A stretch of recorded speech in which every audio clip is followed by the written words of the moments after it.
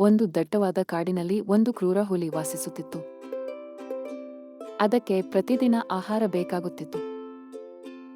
ಒಂದು ದಿನ ಕಾಡಿನ ಅಂಚಿನಲ್ಲಿ ಮೇಯುತ್ತಿದ್ದ ಒಂದು ಶಾಂತ ಹಸು ಹುಲಿಗೆ ಕಂಡಿತು. ಹುಲಿ ಹಸುವನ್ನು ಹಿಡಿಯಲು ಮುಂದಾಯಿತು. ಅಷ್ಟರಲ್ಲಿ ಅಲ್ಲೇ ಕುಳಿತಿದ್ದ ಚಿಕ್ಕ ಬುದ್ಧಿವಂತ ಮೊಲ ಎಲ್ಲವನ್ನೂ ನೋಡಿತು.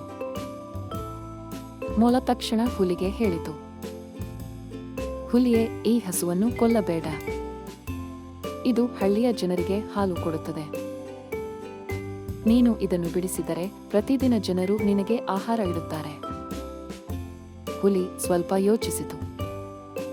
ಮೊಲದ ಮಾತು ಸರಿಯೆಂದು ಭಾಸವಾಯಿತು. ಹುಲಿ ಹಸುವನ್ನು ಬಿಡಿತು ಮತ್ತು ಕಾಡಿನೊಳಗೆ ಹೋದಿತು. ಹಸು ಮೊಲಕ್ಕೆ ಧನ್ಯವಾದ ಹೇಳಿತು. ಆ ದಿನದಿಂದ ಹುಲಿ ಯಾರಿಗೂ ಹಾನಿ ಮಾಡಲಿಲ್ಲ. ಎಲ್ಲರೂ ಸಂತೋಷವಾಗಿ ಬದುಕಿದರು. ಬುದ್ಧಿವಂತಿಕೆ ಮತ್ತು ದಯೆ ದೊಡ್ಡ ಶಕ್ತಿಗಳು.